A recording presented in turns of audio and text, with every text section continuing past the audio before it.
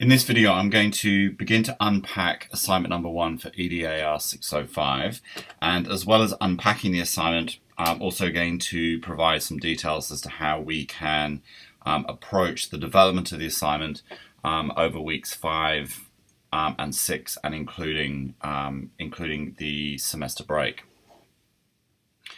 So assignment number 1 is to write a critical essay that examines the positioning of arts education within a policy document of your choice.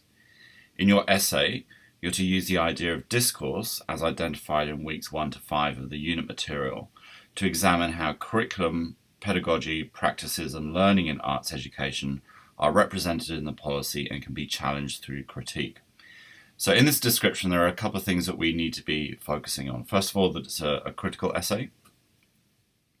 We also need to be focusing on a policy document that addresses arts education. We need to have an understanding of the notion of discourse, and we also need to be able to develop a way of examining curriculum, pedagogy, practices, and learning in arts education as they appear in the policy. And then we need to be able to, in our discussion, produce a critique of the way that curriculum, pedagogy, practice, and learning appear and are understood and perhaps misunderstood. So there are a number of components in this essay, and they can be broken down into fairly distinct sections in the essay that we can have separate conversations about over the coming weeks. So the purpose of the assignment is to examine varying theoretical frameworks to gain a better understanding of specific policy documents that affect practice in arts education. So here the key idea is that there are varying theoretical frameworks. The first one is a given, and then in the second framework that you use to re-examine your policy, we develop ourselves. So the criteria for the assignment, the first one is to have the ability to identify a key policy document, to outline the key concepts of the selected discourse that you're going to be using, and to provide a context for the examination. An ability to examine how discourse establishes assumptions and misassumptions, perhaps about arts education as a social reality, drawing upon the work pretty much of John Searle. An ability to develop an alternative framework to examine the position and identity of the arts in education, drawing upon the work of Foucault and Ball and his fellow authors. And obviously in attendance to academic literacy, quality of writing, and referencing.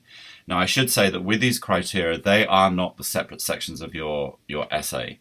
So we need to be clear about that, because that could be a little bit misleading. Because what's happened here in these criteria, which are set in stone, the different sections of the essay have been sort of contracted a bit. So we will go through what those different components of the essay are. The purpose of the assignment is to be able to identify and examine theoretical frameworks, and also to gain a better understanding of specific policy documents that affect practice in arts education. So it's not a review or a summary as such. You are actually developing a body of work or a piece of work that by the time you have finished it, you have a much clearer and keener understanding of that policy that you have chosen to examine, warts and all. Okay, so it's not an assumption that that policy is going to be perfect, or that it's the latest answer to arts education. What we really want to do is delve into all of those things that we need to consider in terms of policy, and then how that impacts on teachers, on students, on schools, how we enact with that policy, perhaps how bits of it that we ignore, and things like that. So the structure of your assignment is to introduce the essay by explaining your approach, the key terms you're going to use, the areas you'll explore, and the policy document you have chosen. We had a conversation a few weeks ago about what a policy document is, and as to whether curriculum or syllabus is seen as policy. And I've had conversations with many colleagues over the last few weeks in order to deepen my understanding of that particular question. And without fail, the answer that came back is that policy most definitely is, curriculum most definitely is a policy document. And there are various reasons for that. But also, if you consider that the purpose of this unit, our focus is curriculum, pedagogy, practices, and learning and arts education. And so really, those elements and associated elements can be found in a policy document, such as curriculum or syllabus. There are other policy documents that attend to arts education, but I don't think they come with a wealth of the content and the pedagogical information that we really want to be examining. So after you've introduced your essay, you then take your policy and you examine this policy using the framework of social reality. So using John Searle's thinking about epistemic objectivity and subjectivity, and ontological subjectivity and objectivity. And we will do some work around that to understand what that really means and how that lens through which we can see policy. So first of all, you consider how the policy establishes assumptions about arts education as a social reality using Searle's work. Set out how the arts in education exist within institutional agreements assumed by the authors of the policy. So that here an examination and an investigation into who the authors are and what their particular disciplines are is very important. What is the purpose of arts education claimed in the policy? What is assumed about the collective intentions and motives of art educators in this policy? And what other influencing factors need to be considered? And here I've just added in historical, cultural, political. So even start thinking about what was the socio-cultural sort of atmosphere at the time of it being written. What was specifically going on in that state or territory at the time that the policy document was put together? What was the time between the conception of the policy and the rollout of the policy? Because really, as soon as policy is published curriculum is published to be used by teachers and schools, it's already retrospective. It's already out of date. What was the political atmosphere at the time? So, who was in government, who was in power, what were their particular motives about it? And then, has there been a change in government, which in Australia is highly likely? And, how does that sort of impact on our understanding of the purpose of arts education through that framework of Searle's social reality?